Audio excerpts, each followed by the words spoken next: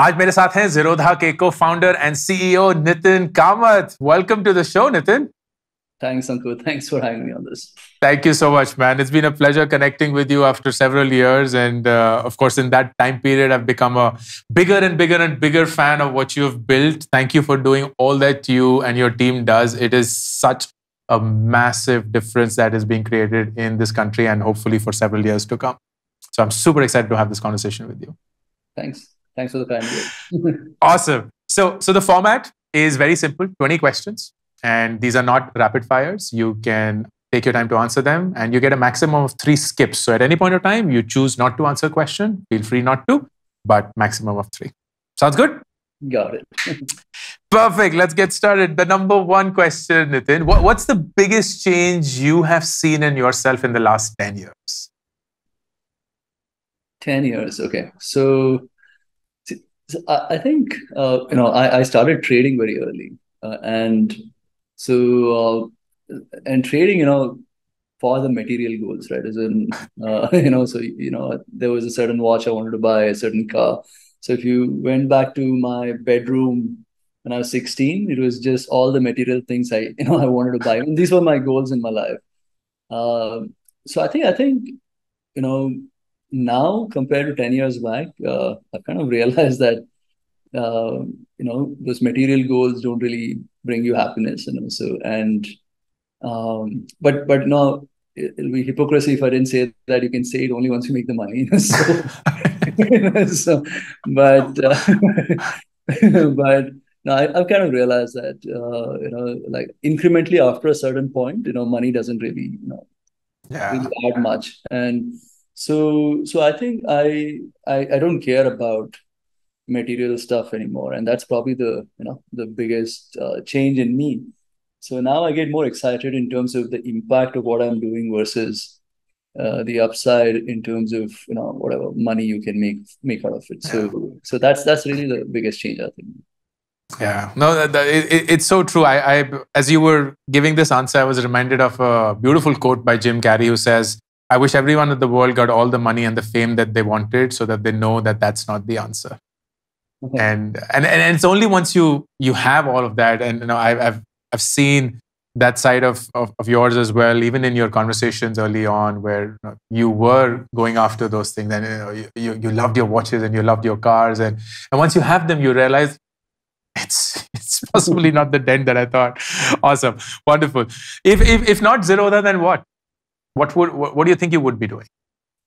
Yeah, again, I think I got extremely lucky finding something that I love quite early. Trading, stock markets, was passion, love. So it never felt like work. The last 25 years or so.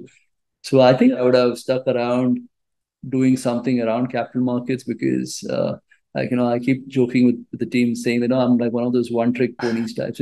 So like the only thing that I know well in my life is stock market. So I would have definitely done something around this. Awesome. Next question, which is kind of a follow-on. Do you believe in real estate at all as an investment asset? I have a very pessimistic view on real estate. I think no, personally, I hold real estate. I think everyone needs a house. It kind of more than that being an asset class. I think it just gives you a sense of security, which is very important for everyone. Because but is it a good investment? I'm not really sure. I think the last 15-20 years of the world has been fueled by cheap money, so which has meant that asset prices have gone up because it's been funded with very low cost kind of funds. And if not for that, if you were to really question what do you really get for the money you're paying to own real estate in this country, right? For a site that to buying one of those 50-80 kind of sites in Bangalore, you could potentially go buy a village in Spain. So it's I think, but like I said, that said, owning one piece of like a home, it's just incredible the amount of security that brings along. I still remember the first time I ended up buying the apartment. It just felt so much more. The mind was so much more at peace. So I think everyone needs a home, but I'm not sure about real estate as an investment. Yeah, that makes sense. I do remember your Twitter thread on this on the same lines, which we just struck a chord. I completely endorse your point of view, so I would agree. Awesome. What's the most undesirable part of your day? Mm, well, I was just talking about this yesterday, actually, with a bunch of friends as well. You know, so so the first, I used to be very active, on a lot of these online communities around trading and markets before Zerodha. Like today, what do you call influencers? I was, maybe one of the original influencers in this country. But I was doing it all in my pseudonym. I was not Nithin Kamath. I had like different personas on different platforms. And it helped significantly when we started Zerodha because I could easily it was almost like a guerrilla marketing strategy of sorts. I could plug in Zerodha onto these forums, very easily. And I had like a track record of 10 years almost on being on these, Yahoo Messenger groups and Orkut and etc. But when Zerodha started, I think around 2011, 2012, we got a first feature in a newspaper. Economic Times featured us in 2011 September, and I suddenly saw a lot of business actually going up because of that, right? Because in the business of money, credibility is important, and what press says brings credibility. So between 2011 to 2017, 18, I think I spent at least 2 to 3 hours every day speaking to journalists, right? As in, just to try to get features and mentions and etc. Because it brought credibility to the business. And it was essentially the same thing I kept saying over and over again, right? I mean, I was at one point, I was so much in trance that every conversation was essentially the same. I could do maths while talking to someone, like in my head, right? So that was like a hard part of my job, talking, same thing, because there's nothing different. Every single conversation, people wanted to know what is Zerodha, the background of Zerodha, and like how did we get wherever we did, and the story doesn't change, right? I mean, from one time to another. And so I found that really hard. But around 2017, 18 is when I realized that the power of the press was draining, and social media was taking over. So I was kind of late to this whole party, so I went live. I mean, I started posting stuff only on Twitter and LinkedIn only, I think, in 2019, sometime around there. And then I find it extremely hard. I mean, this whole being on social media, being judged constantly, and this whole, the dopamine rush you get every time you share something, and how do you stay in control? It's very addictive. It's very, I mean, I've seen really smart guys break apart being on social media, but the unfortunate bit today is that you cannot not be on it as well, right? Because you need to be in control of your narrative. You can't now rely on traditional media, to kind of help build credibility. So yeah, so I mean, I have a bunch of checks and balances in place in the office. I have a bunch of guys to tell me when I'm doing any stupidity. So, but I find it really hard. I mean, I'm interested to know, do you have to vet your tweets by a so, legal team? I would imagine so. No, not by a legal team. Yeah. No, I've said, like I have these 2, 3 people in the office, whom I've said, you cannot, if you let me say something stupid, the onus is on you. There are times, right, because the problem, I think, with social media is that, that the way to get engagement is to say more, right? Yeah. But saying more is so hard. I mean, like, how do you manufacture content, right? I mean, and then suddenly there'll be times that I see tweets everywhere. I'm like, dude, no, I need to shut this thing. So now, I have a 15-minute timer on my app. So uh, I almost always exceed the 15. Every time I 15 minutes, I say ignore for the day and stuff like that. But I try to limit between 15 to 30 minutes a day. I've stopped consuming content on social media. I think this whole scrolling and trying to so I have, like, I'm lucky today that I can have a team who can kind of scout for content and then share it with me and say, Nithin, this is worth watching, reading, whatever, right? Because I don't even know how people are managing it, because I think this whole thing is engineered, to kind of break you, right? As in, so so it's yeah, I think building an audience was very easy because we had a unique story to say. and a unique perspective on building business and life, etc. So building an audience was easy, but staying sane, is very, very hard. So. It is. It is. I often tell this to people. What you may not realize is the world's brightest minds are 24/7 working to keep you addicted to these apps. There's no hope in hell for you guys. Like, don't try to be like, oh, I'll motivate myself and exercise self-control to win me away. No, that's not going to happen. Like, you're literally fighting with the collective IQ of the brightest people on earth right now. Yeah, that's just it. Got it. Awesome, man. I love that. Here's a question I'm very interested to know the answer of. Which startup, if not Zerodha, and you have to pick, would you want to be the CEO of today? The thing is, I have a.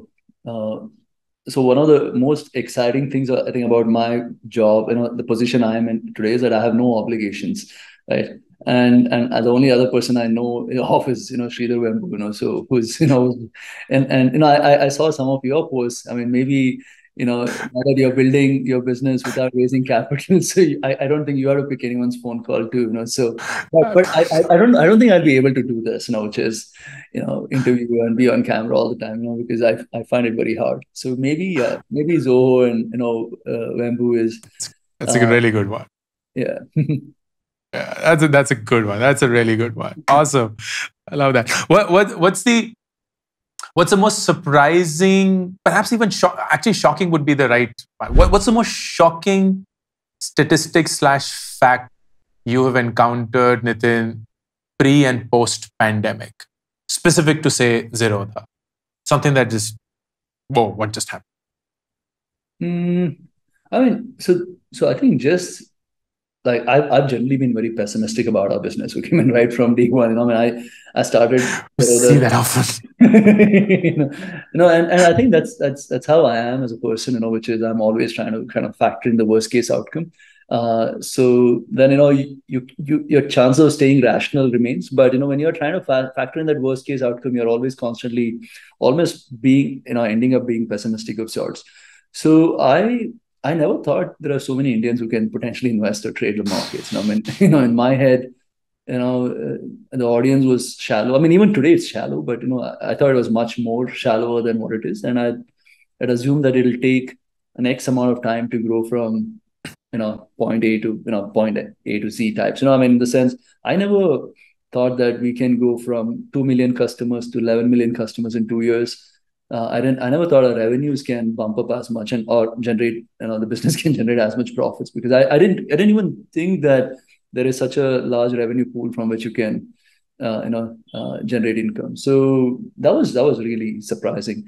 I mean, even now I'm kind of, like every month, we're opening 200,000-300,000 new customer accounts, and I'm like, who are these? Where are these people coming from?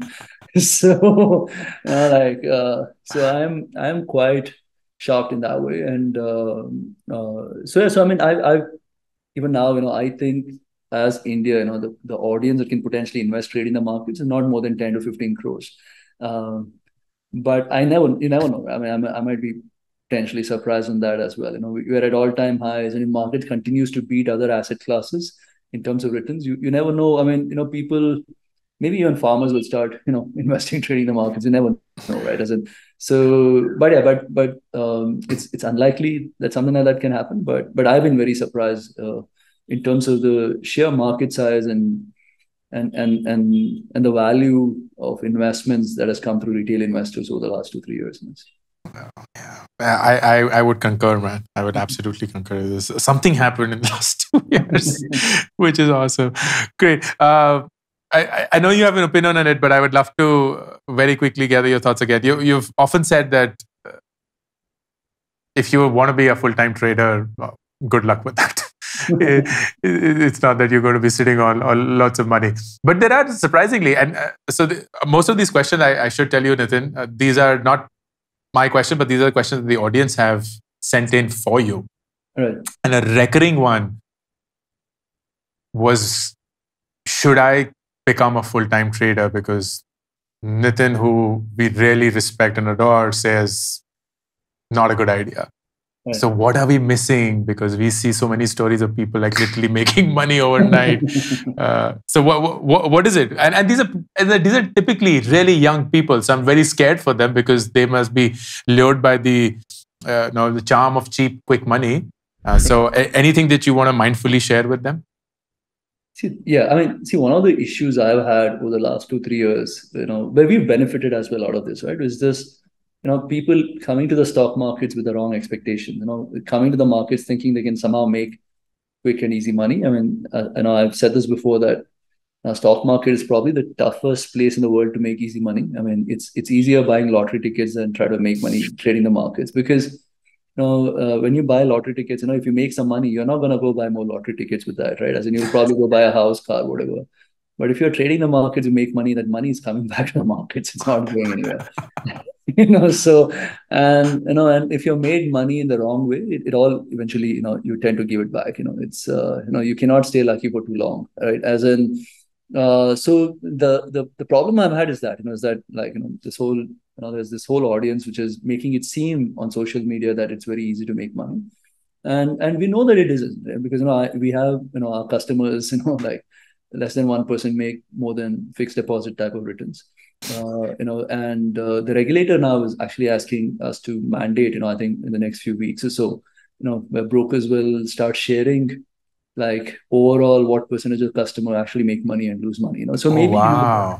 So maybe that'll kind of set the expectations, right. If trading is your calling, I think doing trading full time is the right thing to do.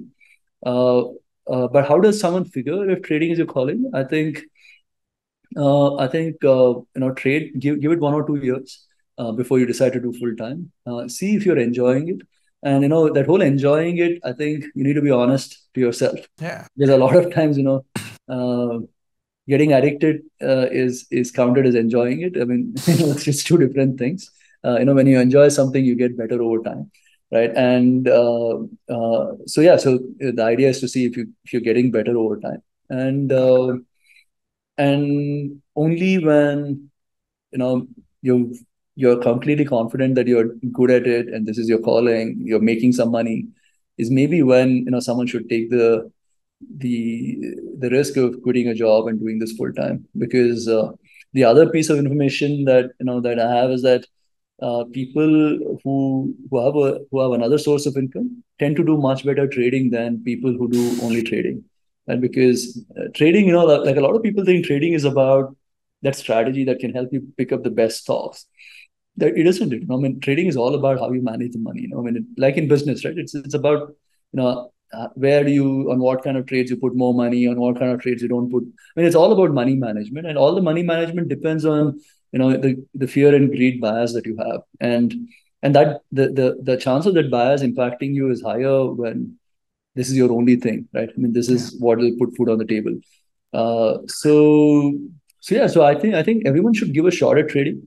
If nothing else, it kind of teaches you lessons in money and finance, which is very important to survive, I think the next 30, 40 years. Yeah, that makes sense. That makes a lot of sense. I would expect what the answer to the next question would be, but would you ever get into crypto? Unless there are explicit regulations that allow us to do it. So otherwise no. Do you personally own crypto? No, not at all.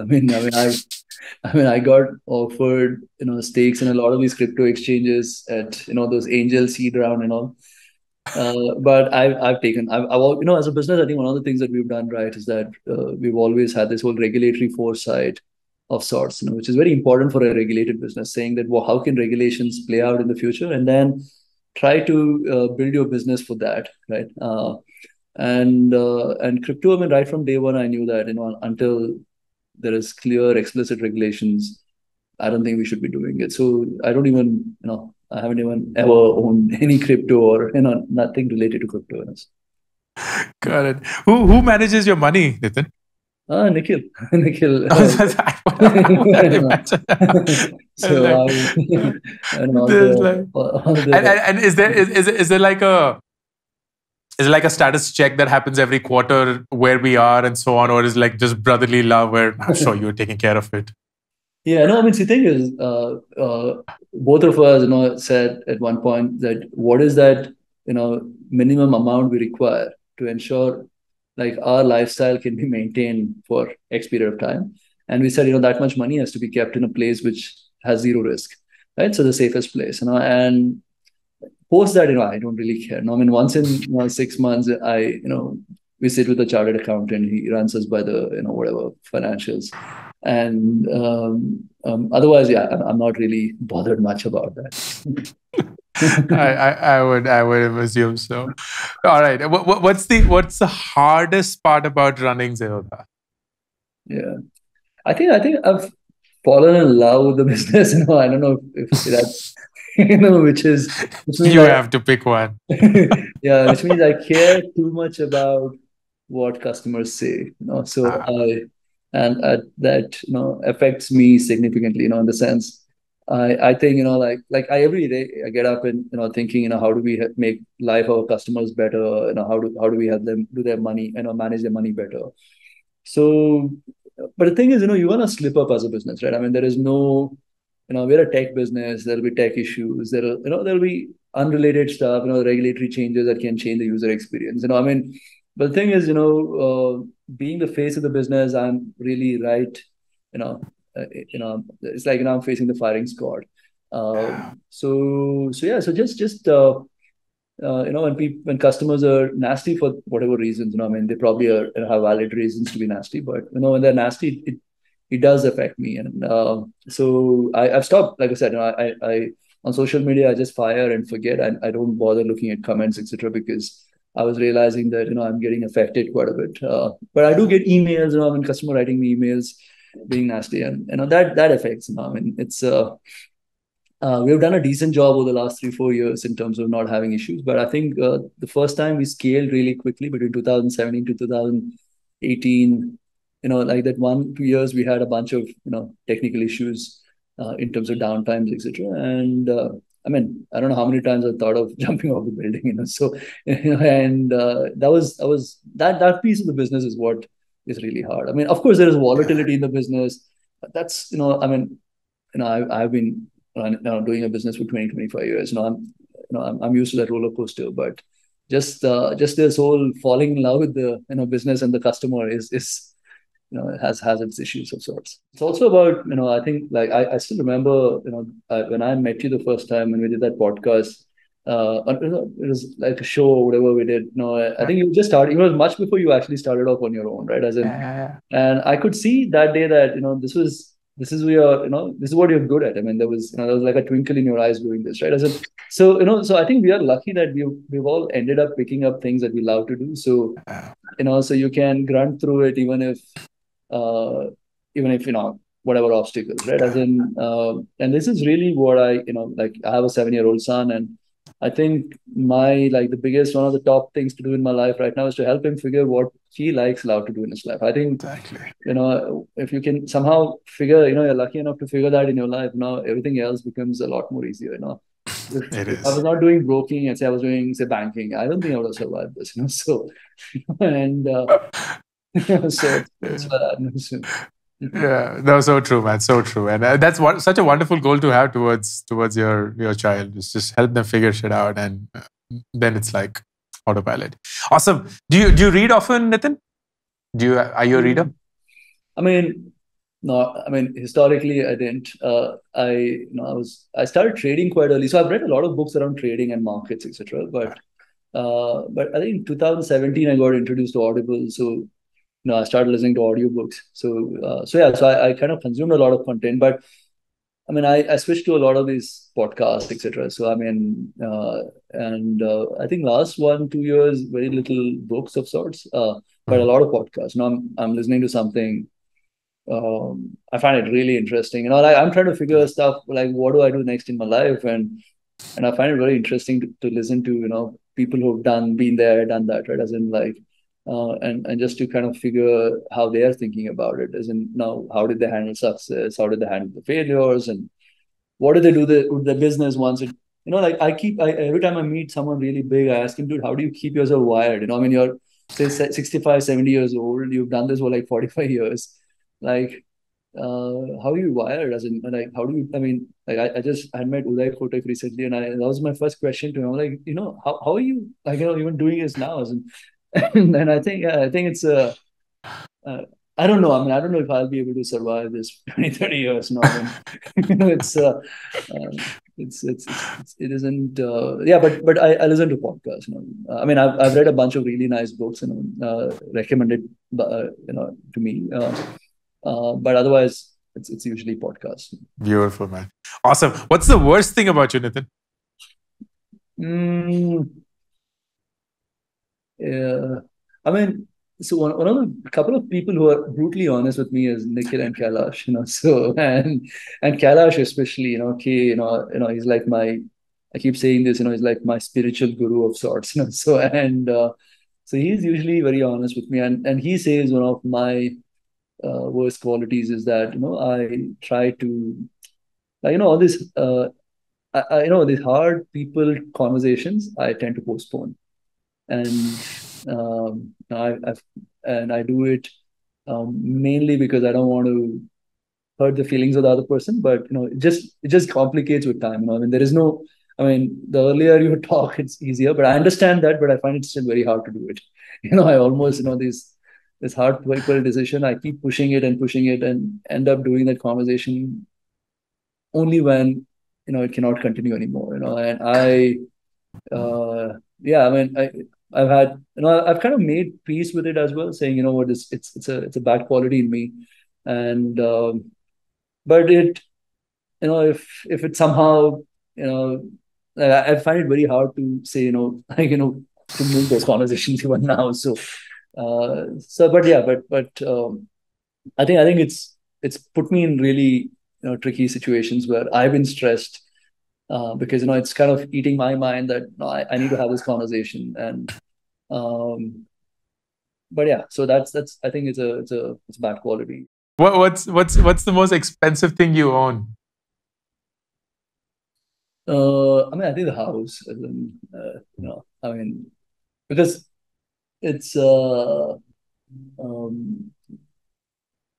yeah, I think the house.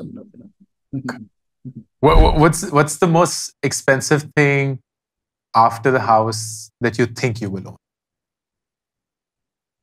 See, the thing is, when I was younger, I've done those buy watches, buy cars, etc. So, but it hasn't caught up with my net worth of sorts, in a sense. It plateaued off quite early, and now it doesn't even accept. I mean, I find the Apple Watch so awesome that I cannot go back to, like, a watch is not really a watch for me in my head anymore. Uh, the cars. I mean, I used to be very excited about sports cars, etc. But I mean, today I don't feel like owning it.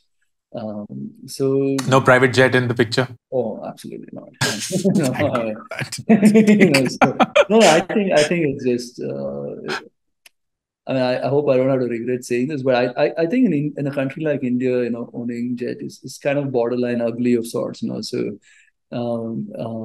because it's just the wealth concentration is such a big problem in this country. And so yeah, so I wouldn't do it. But yeah, like I said, I hope I don't have to regret this tomorrow. the new news article, Kamath brothers invest. It's like private jet. Like, just make sure no one in the family is gifting you one. That's the only thing. Right? No, that's the thing. The reason I'm saying it is that a lot of these times decisions are not just made by me now. Exactly. That's why. Next thing you know, like on your birthday, like, surprise. You're 42, right? Yeah, I'm 42. Yeah, yeah. So your 50th is. Yeah, your 50th. Got it.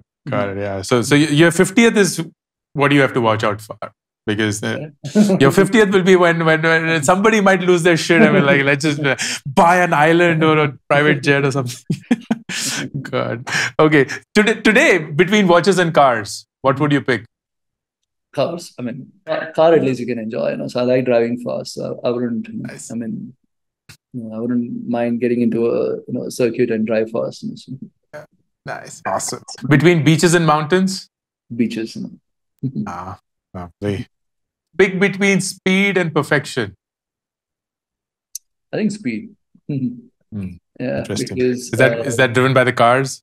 no, not. I mean, I think um, I don't think there's anything called perfection, right? As in, it's really hard to be like perfect, and that's you can get into like a rabbit hole trying to be perfect. I think you need to just at certain point, once as a business also, I think the only reason we are where we are today is the speed. I mean, we are a very agile kind of a business. So I keep saying this, we are the size of an elephant today, but we move like a cheetah, and that's really what keeps us out of the competition. And for everyone building a business, I think like what Rupert Murdoch has said, right? It's about the fast beating the slow, and not really the big beating the small anymore. Like in today's world, and so yeah, so I think we don't historically as a business we haven't waited for a perfect product and a perfect because there is nothing like that, and just the speed of execution is really what matters. Brilliant. Awesome. Thank you so much, Nithin. This was wonderful. I had so much fun. Thank you for being so candid, so honest, and picking up all the 20 questions on the trot. All the best with everything. As I said, I love what you do. I'm such a big fan. You've made such a big difference. What you guys have built together, and I'm rooting for your success. Thanks, Ankur, for having me on this. Awesome. YouTube Shorts के लिए एक dedicated channel launch किया गया है जिसपे आप सिर्फ वो 60 सेकंड के शॉर्ट्स देख सकते हैं. No long format content to confuse you, and hopefully those 60 seconds will help you just as much as these long format videos do. Subscribe करिए, पिन कमेंट और डिस्क्रिप्शन में लिंक है to the Warikoo Shorts channel.